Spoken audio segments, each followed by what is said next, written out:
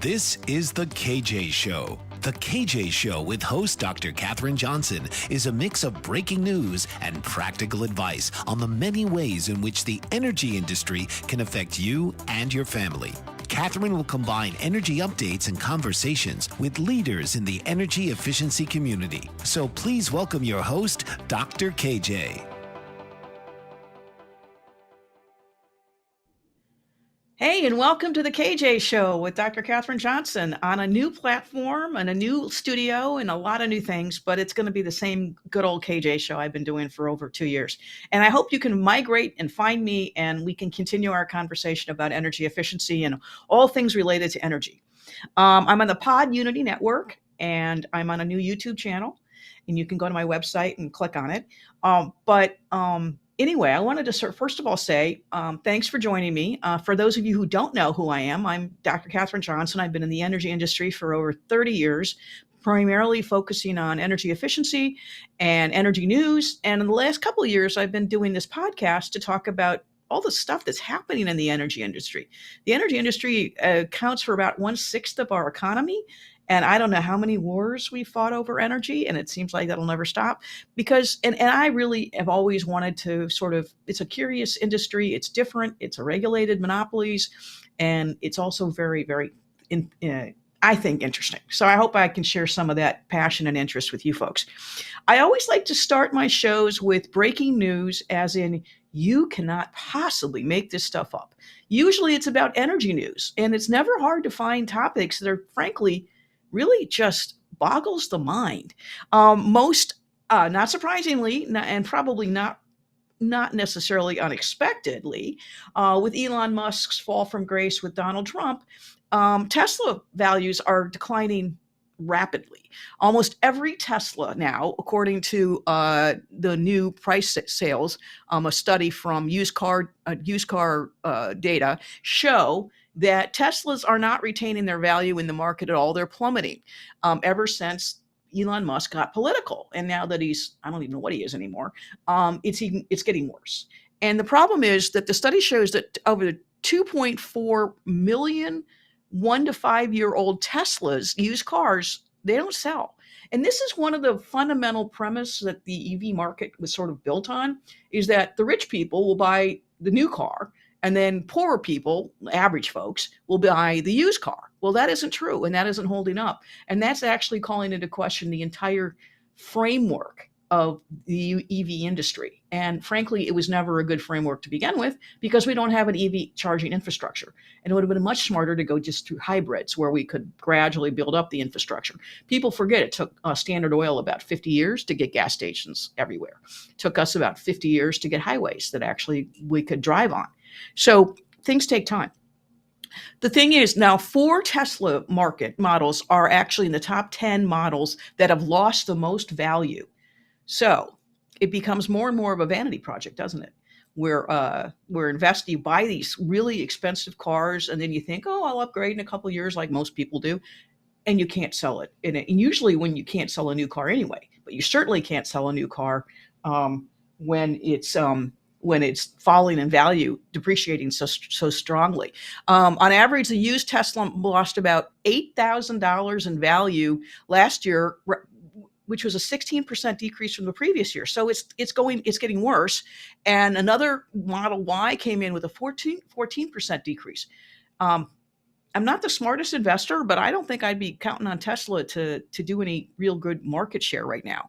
And then the other thing that's happening is there's another pushback in the industry that I find quite interesting, is that environmental energy leaders are actually pushing back on net zero, something I've spoken about in my previous show and my other channel. Net zero expectations are being totally reset, and people are realizing what I've been saying for a long time. And a lot of folks, even smart people like McKinsey and Bain and these really smart consulting firms, they're saying, net zero really doesn't make any sense. Despite global record embrace investments, people are sort of saying, I don't think so. And that's happening around the world. That's happening in the US. Wind farms are, shutting down. And what this new Bain study that was published at the Energy and Natural Resources area said that they understand that the energy transition is better understood as a dual challenge of delivering ever increasing volumes of energy while simultaneously pushing to decarbonize, which sounds like an oxymoron to me. If we need more energy, but we need to use less carbon, where are we going to get the energy from? And net zero is incredibly expensive. And then, of course, we're also increasing fundamentally the demand for energy, especially as data power centers continue to increase on a global scale. The study believes that the data centers' annual consumption, global energy consumption, could double by 2027, and consuming 2.6% of the global energy power. That's probably why Bill Gates and other data folks are buying into retired nuclear power plants like 3 Mile Island. They're realizing that the current infrastructure is insufficient to meet their needs. But data center is also really continuing to grow, and it's causing a lot of issues in rural areas that don't have the infrastructure or the resources to handle this all of a sudden surge, literally, in electricity usage. And I've been talking about, I'll be revisiting that subject in future shows for sure. And then this is the part that I just don't understand. There's a German court who actually said that rejects the claim of Peru's causes of climate harm. There's been a trend among lawmakers around the world to make national monuments, rivers, islands, like grant them citizenship power. Well, apparently the German court pushed back on that. It was successful in Spain and a few other places, but this ended a 10-year-long battle that the Peruvian experts claimed that the melting glaciers and the increased climate change and increased climate gas emissions from a German utility needs to be resolved. And of course, the German utility fought back in a regional civil court and dismissed a Peruvian farmer's claim that he and his community had been harmed by climate change from a German energy. And the court also affirmed that claims are permissible, though, under German law. So we're going to start suing power companies that are not even in our jurisdiction. That's interesting. It dates back to 2015 when a farmer filed a court case. And now, mind you, this German power company isn't in Peru. It's just suing. This Peruvian farmer is suing this German utility company, and the court thankfully threw it out. They said that the ruling is that the risks aren't causal enough. It isn't great enough causal link, and the lawsuit was unfounded. Yes, it certainly is, and it certainly will be. And it's just crazy to see how far people will go to push this climate change narrative. I'm Dr. Katherine Johnson, your host on The KJ Show with Dr. KJ. I'm going to take a break, and I'll be right back. What if there were a super tiny device that could diagnose the brain and is smaller than a single human hair? What if you could see inside the brain to help an epilepsy patient during surgery or to help the fight against Parkinson's disease? Dr. Patricia Broderick is proud to announce the Broderick Probe, a biomedical and electronic breakthrough. Imagine a probe to help with the understanding and potential cure of brain-related diseases. To learn more, listen live to the Easy Sense radio show with host Dr. Broderick. And to help support the Broderick Foundation, please go to EasySense.com and learn how, with your help, we can fight these horrific brain disorders. That's EasySense.com to learn more and help support the Broderick Foundation.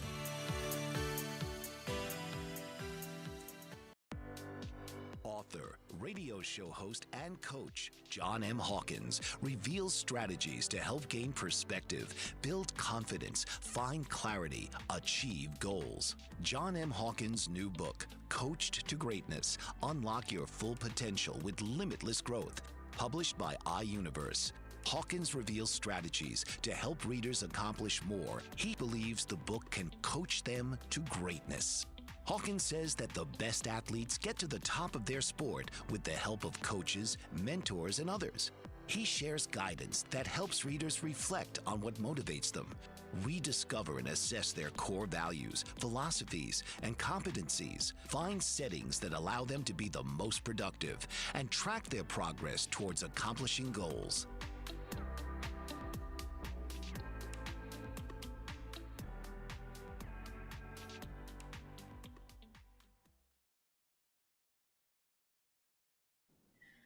And welcome back to the KJ Show with Dr. KJ, my new platform. And I see that some of my diehard groupies have found me. Thank you so much, John. Keep sending those questions in. So today, I really wanted to talk about trees, and the reason is I've had a couple favorite energy efficiency programs that I've evaluated and helped design and figure out how to make it work over the years. And one of them are trees. One of the most exciting tree evaluations I've ever done in my 30 plus year career had to do with evaluating the effectiveness of shade tree planting programs. Started with a utility out in Idaho. And since then, and even continuing, a lot of utilities around the country and around the world have started to realize that trees are an obvious and quite wonderful solution to climate change, right? To global warming. They can do all kinds of things. And in fact, but ironically, in some parts of the world, like the Amazon, they actually cut down um, lots of acres. I don't remember the exact amount in Brazil of the Amazon rainforest to make way for a conference center for, get it, on a conference, upcoming conference sponsored by the UN on global climate change. Nothing like cutting down some trees in the name of climate change, which is just so ironic. But I really think trees are a misunderstood solution.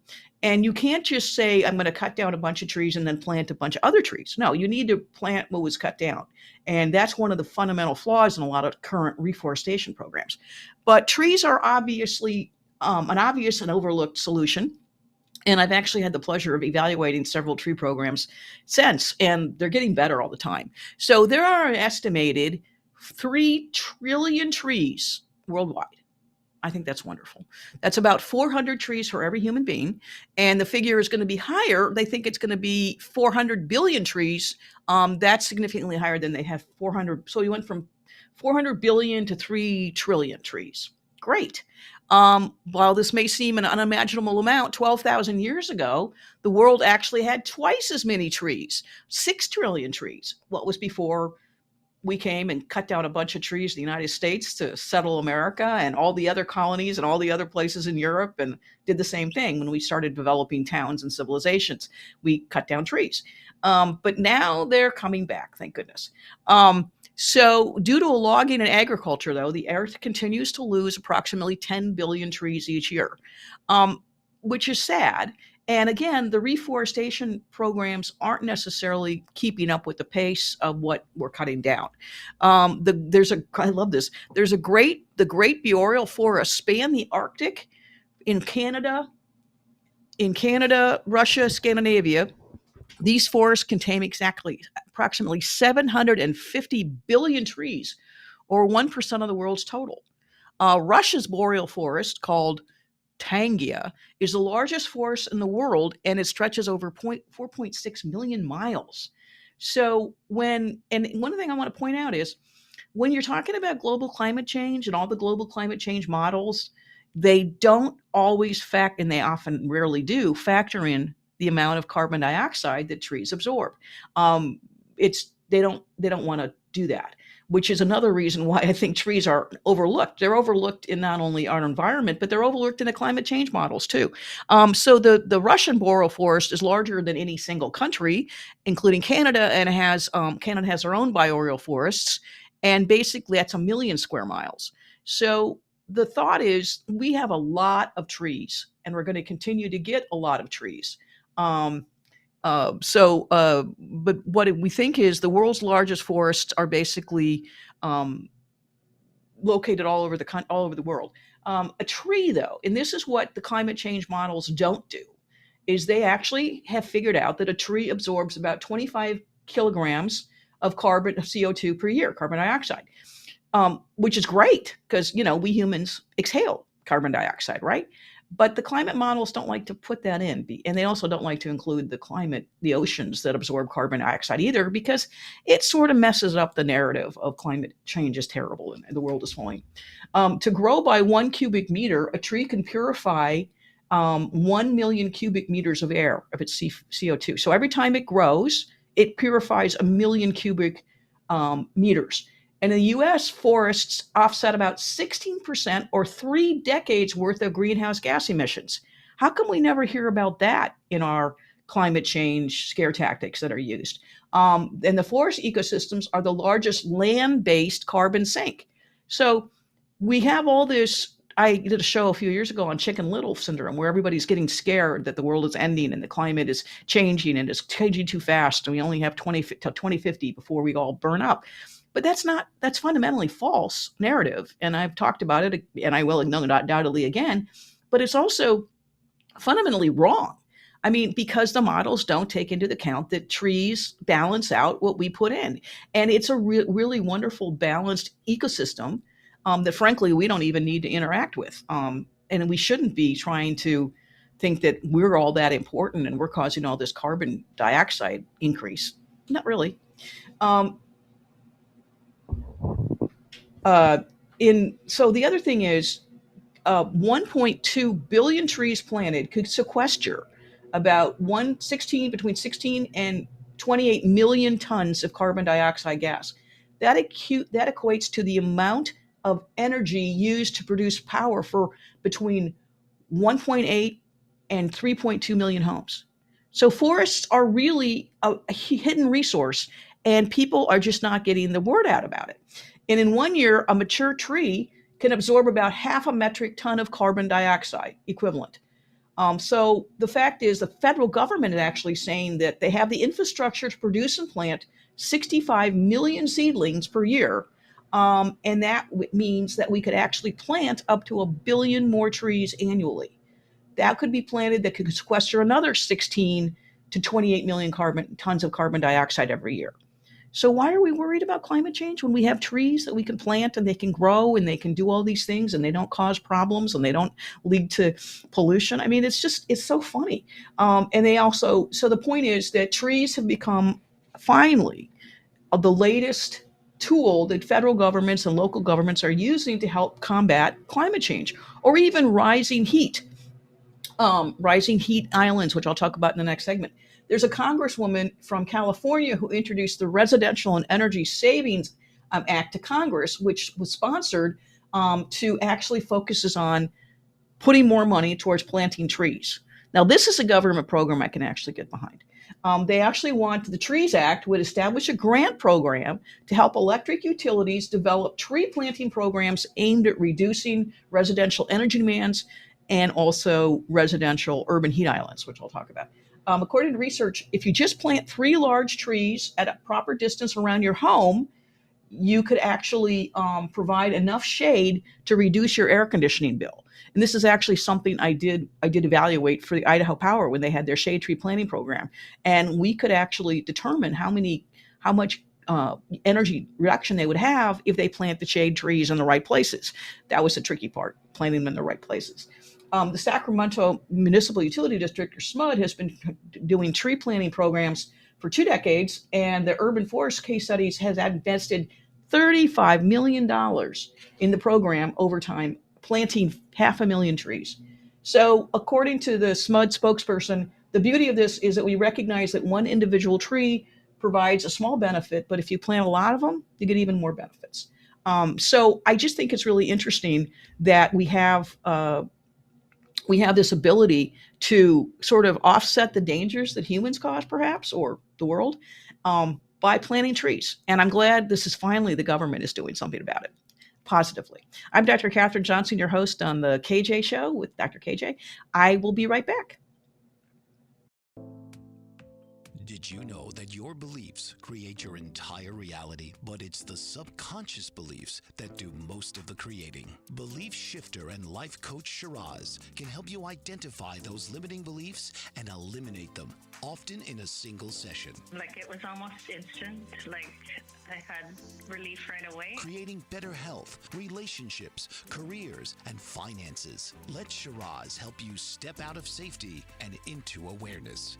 Definitely something's happening. It's like a flow inside. Yeah, it feels good. Whether in person or online, Shiraz provides personal coaching, belief shifting. Visit Shiraz at energeticmagic.com or call 416-529-7429. Energetic Magic. Find your greater happiness. Be well.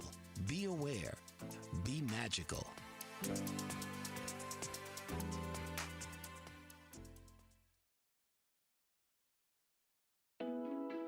you struggling to care for elderly parents or a spouse? Do you wonder if being a caregiver is making you sick? Are you worried about taking time off work to care for elderly parents and balance work, life, and caregiving? Has caregiving become exhausting and emotionally draining? Are you an aging adult who wants to remain independent, but you're not sure how? I'm Pamela D. Wilson. Join me for the Caring Generation radio show for caregivers and aging adults, Wednesday evenings, 6 Pacific, 7 Mountain, 8 Central, and 9 Eastern, where I answer these questions and share tips for managing stress, family relationships, health, well-being, and more. Podcasts and transcripts of The Caring Generation are on my website, PamelaDWilson.com, plus my caregiving library, online caregiver support programs, and programs for corporations interested in supporting working caregivers.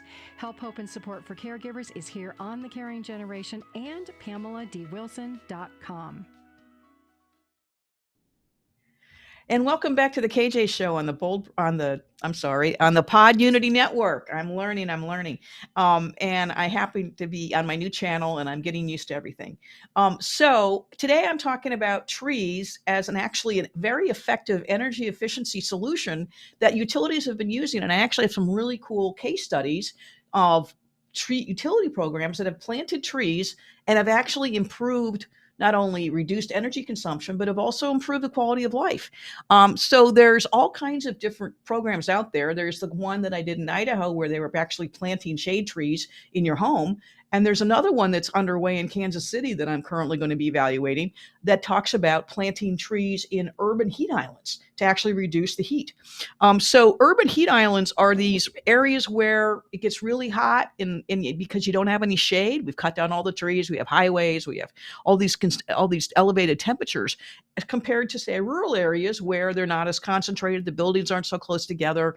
And so it creates this really big heat effect. Unfortunately, urban heat islands tend to affect people that are least able to cope with it.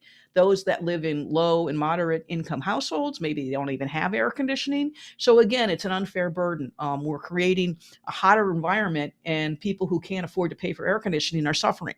In fact, the mortality in European cities has increased due to this urban heat island effect.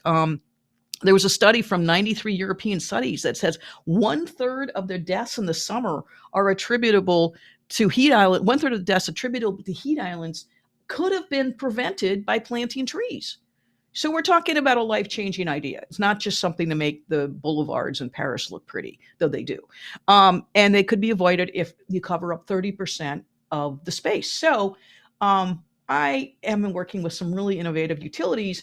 And one of them, Evergy, decided to take this to heart, and they got some money, and I got a program approved by the Missouri Public Service Commission, and they're actually going to target and plant trees, like a couple thousand a year, in their urban heat island, a corridor that it runs through the middle of Kansas City that has the highest concentration of high density housing, moderate and low moderate housing, and not a lot of trees. So they've worked with the city of Kansas City, and they've worked with the arborists, and they put together this really unique program where utility employees volunteer to plant the trees where the city would like to plant them, but the city doesn't have enough resources. So the utility is coming in and saying, okay, we'll help you. We can use our labor. You can use our trees. You can use our resources. Just tell us where to plant them.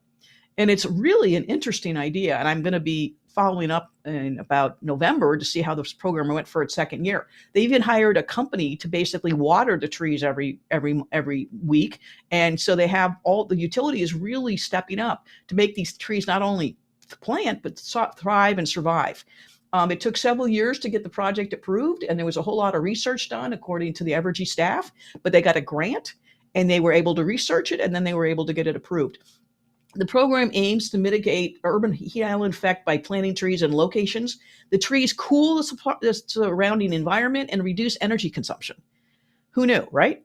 Anyone who sat under a tree on a summer day knows. But the initiative targeted around the Independence Avenue corridor, which is a historic neighborhood in Kansas City, and it's basically where one of the Evergy staff utility staff said, quote, "We were able to see the difference in temperatures across the urban core. And we kind of homed in on the specific area along the Independence Avenue. We took that information and started digging into the details." So here's a utility, came up with an idea, decided to test it, decided to follow it and are doing great things. The short-term results is the first year they planted 700 trees, and then they also planted, of which 714 trees, of which 700 were planted along this Independence corridor. A few other people along the way also wanted trees and got trees. They got 350 trees planted at a multifamily housing locations and that were operated by the Kansas City Housing Authority. So here's another example of the utility working with the local governments, the housing authorities, to really try and improve the quality of life for their residents beyond just giving them energy efficient weatherization stuff. We're actually planting trees to make the world better. And I think it's wonderful. We helped the city out by planting trees ahead of schedule. And this isn't the only program out there, by the way. There's another program that's been very popular across many, many utilities is the innovative shade tree programs that are sponsored by Arbor Tree Foundation. Arbor Tree obviously is based on Arbor Day and is based in Nebraska, but they've been targeting with utilities for years. Encore Electric in Texas actually planted covers huge. They actually planted 75,000 trees since they started working with the Arbor Day Foundation in 2012. And that's the equivalent of taking off 27,000 cars off the road for a year and saving 131 million kilowatts. That's a lot. And providing environmental benefits of over $31 million. So it's not just you're benefiting the society, you're not just benefiting the residents, you're not just saving energy, but you're saving money too, because people don't have to spend as much money cooling their homes. And then we all know in Texas, it can be very hot. So it was an interesting idea. Another case study they did with the Arbor Day found out that you had one tree planted was a case study that they did in Miami in 2021, and they participated with a local community organization. And they planted trees at all these different parks around the city. And they actually ended up planting in, there was a competition, and they thought that the forest would be lowered. So guess what? They found out that by planting these trees lowered the temperatures by 6 degrees in Miami by planting these trees around the city. It's fascinating. And these are the kinds of things that we can do that are low tech, pretty inexpensive if you think about it compared to, say, EVs, and they actually end up with lasting long-term results. I'm Dr. Katherine Johnson, your host. You're watching the KJ Show on the Pod Unity Network. I want to continue our conversation, and I'll be right back.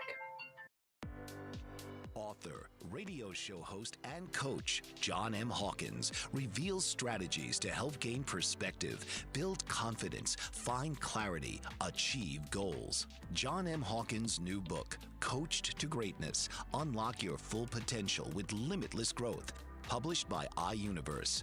Hawkins reveals strategies to help readers accomplish more. He believes the book can coach them to greatness. Hawkins says that the best athletes get to the top of their sport with the help of coaches, mentors, and others.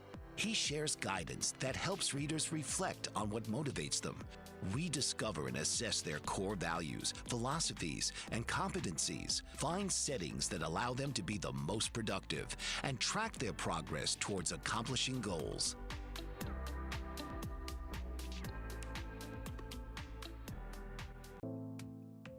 Did you know that your beliefs create your entire reality, but it's the subconscious beliefs that do most of the creating? Belief shifter and life coach Shiraz can help you identify those limiting beliefs and eliminate them, often in a single session. Like, it was almost instant. Like, I had relief right away. Creating better health, relationships, careers, and finances. Let Shiraz help you step out of safety and into awareness.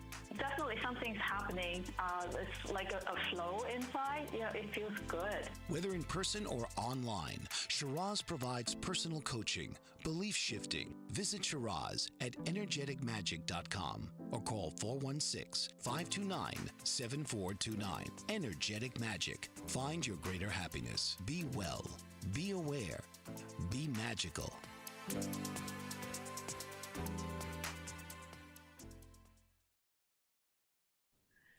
And so welcome back to the KJ Show with Dr. Katherine Johnson. I'm your host. I've been doing this for 30 years, and I'm glad you've been able to find me on my new YouTube channel. And I have a whole bunch of other things that I'll be sharing within the upcoming shows. So this time around, I really wanted to talk about some of the ways that starting the next time I do this show, I'll have a call-in segment, and my buddy John can come on and amuse everyone with his comments that are in the comment, by the way, and he does a great job. But I always want to talk about a little bit more interesting things too. And one of the things is that I found is that trees, they actually did a study. It amazes me where we find government money to do these things, but they actually did a study, and it was reported in Anthropocene magazine, that trees can reduce the trips to the ER simply for the same reason that we can reduce the urban heat island effect. It's because it lowers the temperature, and people who live in these urban densely populated areas actually are at risk for heat stroke. And so what they've done is the study found out that planting trees actually reduces the amount of heat stroke and heat victims in urban areas. According to estimate, people in cities worldwide are experiencing deadly temperatures more frequently than the 1980s. And when a heat wave strikes in LA, deaths are estimated to rise 8% from what they were, which is rather terrifying. So what they're doing is, they've now decided, and LA is probably following along in the footsteps of a lot of other places. The LA Times recently reported that 9,000 Californians died from heat-related problems in 2019. And I can't imagine what it would be now if you factored in all the other problems that they're having with the wildfires and things. But a team of experts known as the Los Angeles Urban Cooling Collaborative looked at how much a difference a tree could be made to make in improving your urban environments. See, we don't need newfangled ring cameras, and we don't need all this fancy stuff. Just plant some trees. And we can save the planet. It's amazing. So a study found that a large expansion of trees and surfaces treated to be more reflective, such as roofs covered in white paint, another rather low-tech, easy solution, could drop temperatures in LA by as much as 3 degrees Celsius and cut heat wave deaths by 25%. Really, we can, where again is the regular media talking about the fact that, yes, we have global warming and we have all these problems, but if we plant trees, we can help solve them. This equates to saving 24 people in a heat wave in one city, like the one that hit in September 2010. Scientists used visits to the LA County Hospital emergency rooms, and they actually tracked it. And so it's not just some new crazy idea. It's actually a proven fact that the data released from more than the ER visits released actually found out that the most severe heat waves, county hospitals received 245 more visits than would be expected in cooler conditions, with 145 of them resulting in death. So there really are studies out there, medical proof that trees, not only do they make the world better, they also make us healthier. And that is another challenge that the utilities have faced for a long time, is a lot of the people proportionately that use the most amount of electricity are the ones who can least afford it. They call it the poverty, energy burden, and energy poverty. And it's one of the rare areas where pretty much everybody continues to focus on, even despite all the new, shiny objects that come out in the utility world and all the fun stuff like solar and PV. But concern about the quality of life for people living in substandard housing and in heat, and especially because it causes these problems. It causes deaths from heat waves. It causes mold and mildew and asthma problems. There's a lot of problems that are caused by people who just can't afford to live in better housing. And then they consequently and unfortunately also have really high energy bills relative to their energy budget. Some of these folks spend up to 20% of their household income on just their electric bills. And then they have to turn them off in the summer when they don't get air conditioning because they can't afford to pay them. And they don't turn them off in the winter, thank goodness, because they're not allowed to, but they do turn them off in the summer, and there's a lot of uncomfortable people. So one of the things that I've been working on for the last 30 years has been evaluating and trying to make programs that deliver energy efficiency services to low and middle income houses, programs, how to make them better. How can we enhance their quality of life? By installing energy efficient equipment, and by doing simple things like sealing up the leaky windows, replacing a furnace, fixing a moldy area, not only do you improve the quality of life, you reduce the energy bill. And there's been studies that have been done by the Department of Energy and others that I've been involved in that have actually quantified that if you get rid of the problems that are causing the systemic illness in these homes because they're drafty, they're not well insulated, they are too hot in the winter, too hot in the summer, too cold in the winter, people die. They actually say we can invest in these easy improvements. And guess what? We can save lives and improve the housing stock. So one of the things that I've always sort of advocated in my career is why are we spending all this money on subsidizing solar plants, wind farms, when the money would be so much better improving the housing stock in the country and improving the quality of life? And Pennsylvania has actually one of the few states has actually gone out and started to do a holistic approach to weatherization improvements. It's akin to being able to plant trees in your backyard. It's basically focusing on the areas that need the most help and actually coming up with practical, cost-effective, proven solutions. They're not trying to get in fancy new stuff. They're using things that we know have worked for years and years. And this is where I believe if you really care about humanity, don't frighten people about climate change. Talk to them about improving their housing stock. That to me is more important than anything. And it's something that's overlooked in the energy industry all the time. I'm thrilled that Pennsylvania has started to shift to this holistic approach where they're not just paying for the easy stuff, but they're actually paying for the things that get taken down, people that can't do it. They actually will pay for new roofs on low-income houses. They'll actually pay for mold remediation. Those are, huge expenses short term, but long term, you're improving the health and safety of those homes and those occupants for years to come. And it's also helping to break the cycle of poverty. If you think about it, if people can start to pay their energy bills and they're more affordable, that means they can probably start saving money and maybe helping to lift them out of poverty. So why, climate change was sort of developed to be this social, program that's going to help save the world and save the planet. There's so many more simple, practical solutions we can do. Simple things: plant the trees, clean up the houses, fix the housing stock, and do it. And you can get a lot bigger bang for your buck going through the local utilities and their partners than going through federal government agencies. But that's just me. I'm Dr. Katherine Johnson, your host. You're watching The KJ Show, and I'll be right back. Mike Zorek, a 3-time California state champion in Greco-Roman wrestling at 114 pounds. Mike, blind since birth, was born in Hartford, Connecticut. He was a 6-time national placer, including 2 seconds, 2 thirds, and 2 fourths. He also won the Veterans Folk-Style Wrestling twice at 152 pounds. In all these tournaments, he was the only blind competitor. Nancy Zorek, a creative spirit whose talents have taken her to the stage and into galleries and exhibitions in several states. Her father, a commercial artist who shared his instruments with his daughter and helped her fine-tune her natural abilities, influenced her decision to follow in his footsteps. Ms. Zorek has enjoyed a fruitful career doing what she loves. Listen Saturday mornings at 12 Eastern for the Nancy and Mike Show for heartwarming stories and interesting talk.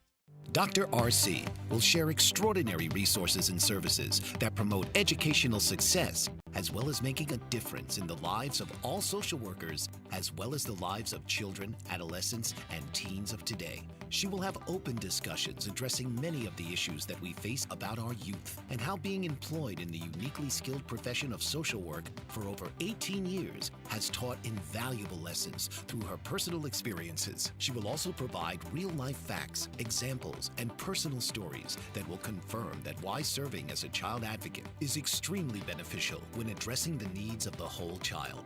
Listen live to Dare to Soar, Saturdays, 10 a.m. Eastern on the BBM Global Network, and tune in radio as Dr. RC will provide thought-provoking information that will empower, encourage, and strengthen students, families, and communities across our nation. You can also visit her at soarwithkatie.com. And welcome back to the KJ Show on my new network, Dr. KJ Show Network. I'm learning. I'm gonna get better at that, I promise. So one of the reasons I wanted to talk about tree planting programs is because I actually experienced it firsthand.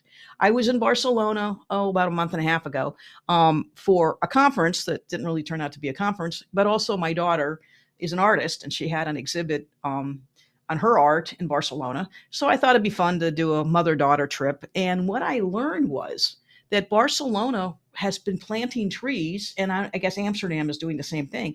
But Barcelona's tree program is really successful and has actually helped revitalize some of the more deteriorated parts of town. Basically, they implemented the Trees for Living master plan in 2017 as part of its green infrastructure initiative. It started when they held, I don't recall, they hosted the Olympics a few years back, and that part of that was the kind of a revitalization of parts of the city of Barcelona that had sort of fallen into decay. So the plan embodies the city's vision of trees as a fundamental part of Barcelona's green infrastructure and aims to increase the city tree cover by 5%. It was actually remarkable. The Tree Master Plan is a strategic document that guides Barcelona's future planning. And really what I thought it was interesting is it was a deliberate plan by these city council leaders to actually figure out a better long-term solution to mitigate exactly what I was talking about, urban heat island effects and climate change. And the trees have a long lifespan, about 50 years, so they think this is a long-term solution. I couldn't agree more. So basically what they did in Barcelona is they have taken the major boulevards and thoroughfares and actually have transformed them with having trees every 5 feet or so. The one is the example that I was at is the very busy touristy, well, of course, shopping district. And they actually started to reclaim the streets from cars. They started saying, no, not so many cars, get the cars off, make these boulevards walkable and hikeable. And all of a sudden you have this pleasant green space. Many blocks will be closed off to traffic, and plants and benches are there, and play areas and green spaces, and that their goal is that no citizen will ever be more than 200 meters from a square or a small park. And they want to turn every of these streets into a city green zone, every 3 streets into a city green zone. And so basically they will actually have they want to think that not only is it going to reduce the number of tree issues, heat issues, but also improve mental health, because there's been an awful lot of studies that have shown that trees and nature improve our mental health. These programs have demonstrated that the leading to reduced heat in urban areas improve citizens' lives. And I can say that actually happened. They were planting trees at the rate of 31 million a year in cities would create trees that basically can benefit everyone in places they need to be. They now think that there will be nearly 1 billion metric tons of carbon could be stored there, and that's saving over 1.6 billion dollars in avoided costs like ER visits. And then it's also that they can also, like I was talking earlier, establish a way in which to help reduce the energy burden, and by planting trees in these strategic locations, they actually think that shade trees can actually help not only shade trees in the winter, but block shade trees in the summer, and block wind in the winter. So it's a year-round solution. And I have to say, I was in Barcelona, as I said, about a month and a half ago, and it was really hot. We were having a heat wave, kind of like we're having in the United States. And my daughter and I were walking along the tree-lined streets of Barcelona. Now, there was a lot of people there, but it was remarkably shady and cool and comforting. And if we got away from the trees, we could immediately feel the oppressive heat. And they did the same thing in Madrid. We were walking through it was a hot summer day in June in Madrid, and they had trees. And all of a sudden, the temperature difference between where the trees were and where they weren't were remarkable. So not only did they shade me from the Mediterranean Spanish sun, they also reduced the heat, and we also made it cooler and made it more enjoyable, frankly. And they think they've lowered the temperatures in Barcelona by 6 or 7 degrees, and that's a big deal, because like many cities, not everybody in Barcelona has air conditioning, and so tree planting is yet another way to help make the world a better place, and certainly much more enjoyable. And guess what? When you're sitting at a boulevard or a street that's lined with trees, and you're in Barcelona, and then you want to have a really nice evening meal with their wonderful charcuteries. It's just a very enjoyable way to live. And that is where I think we're supposed to be. So I was really pleased to see that not only have I been working on programs that are theoretically good and we have all this good statistics to tell us that it's a good idea, but physically I can testify that yes, Barcelona's tree planting program made it much more enjoyable and sort of mitigated the oppressive heat that I was feeling when I was there a few weeks ago. So it's always interesting to me that we try to make everything so complicated, don't we? We try to make the world seem more difficult than it really is. And part of that, I think, is to scare us. And part of that, I think, is to sort of make us think that the experts know things because it must be too complicated for us normal mortal men to hear and solve. That's not true. A lot of the most innovative solutions are simple. And farmers on the prairie knew for years that you have to plant trees to preserve the soil. And Native Americans knew about the benefit of trees. In fact, we used them to build canoes and all kinds of things, in addition to enjoying the fruits and nuts that they produce. So I think as far as we get in our modern world, trying to really get smarter and get faster and get better, sometimes we just need to take a slow path. And I don't know if this is, you've heard the term eat local, go local with your food and, buy locally sourced food rather than getting it shipped in from other places. Why don't we go local with our energy solutions too? Why don't we focus on local solutions that can benefit our neighborhoods, like planting trees and improving houses? And those are the things that I think are done at the local level and the state level that'll have much more lasting effects on our quality of life than anything else we have. Time?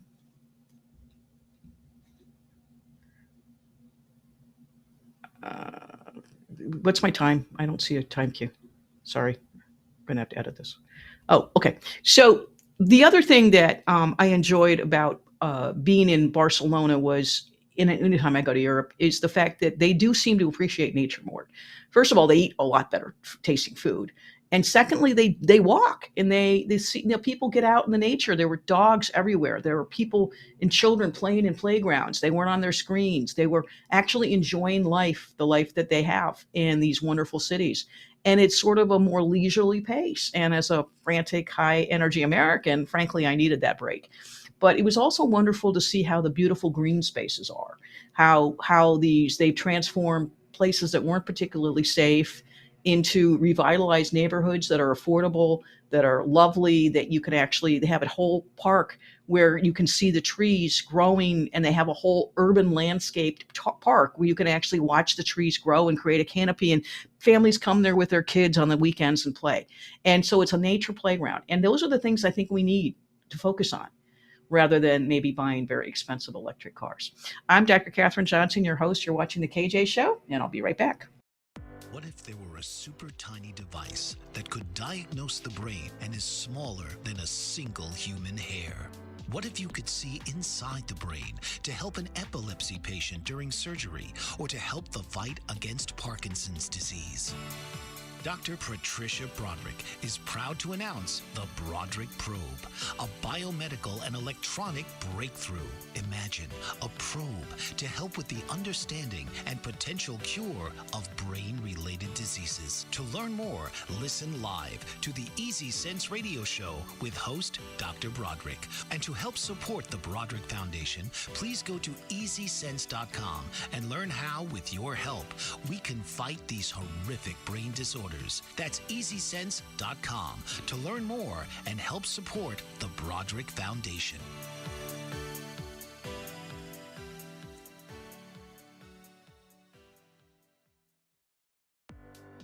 Author, radio show host, and coach John M. Hawkins reveals strategies to help gain perspective, build confidence, find clarity, achieve goals. John M. Hawkins' new book, Coached to Greatness: Unlock Your Full Potential with Limitless Growth, published by iUniverse. Hawkins reveals strategies to help readers accomplish more. He believes the book can coach them to greatness. Hawkins says that the best athletes get to the top of their sport with the help of coaches, mentors, and others. He shares guidance that helps readers reflect on what motivates them, rediscover and assess their core values, philosophies, and competencies, find settings that allow them to be the most productive, and track their progress towards accomplishing goals.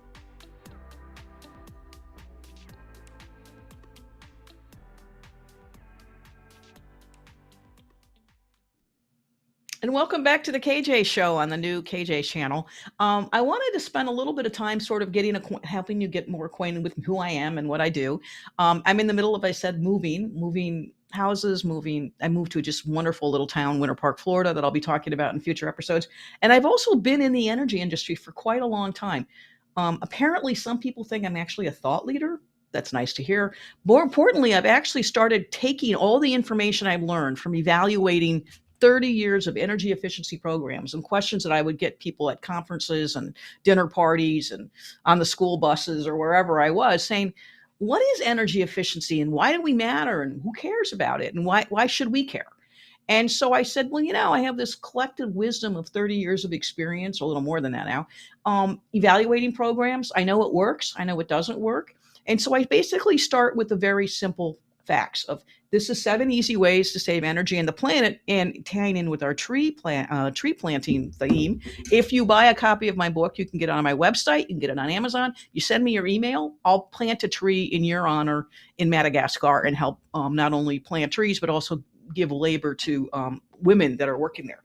So basically, this handbook was written pretty quickly. And what I tried to do was, first of all, explain why in the world do energy utilities want us to use less of their product?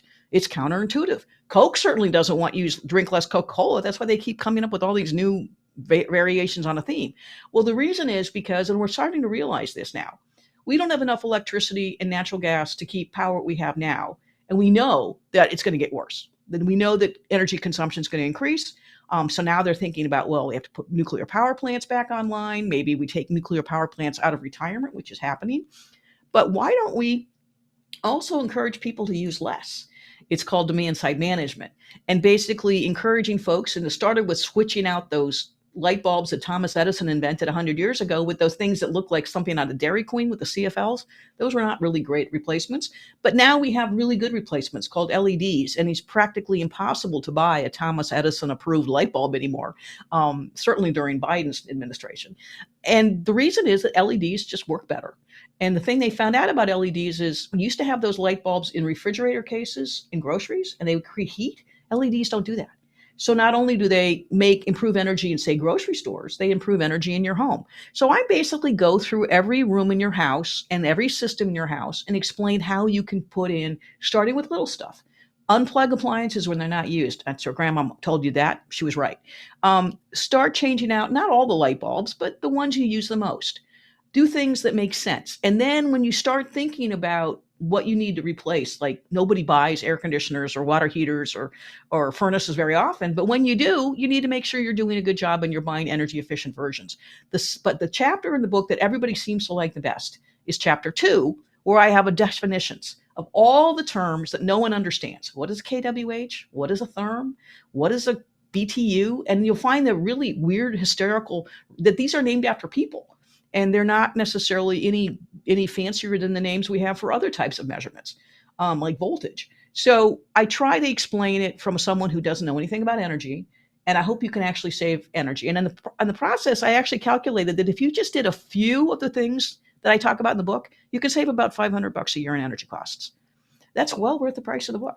So I really hope you enjoy it. I hope I'm enjoying being back on my channel, and I'm going to continue to talk about energy and all the wonderful things about energy and how energy influences everything in our lives. Thank you so much for watching, and I'll be back in 2 weeks. Have a great day. Bye. This has been The KJ Show. Tune in next week as Catherine shares her insights to current changes in the energy industry while drawing on her experience as an energy efficiency consultant for the past 30 years, right here on The KJ Show.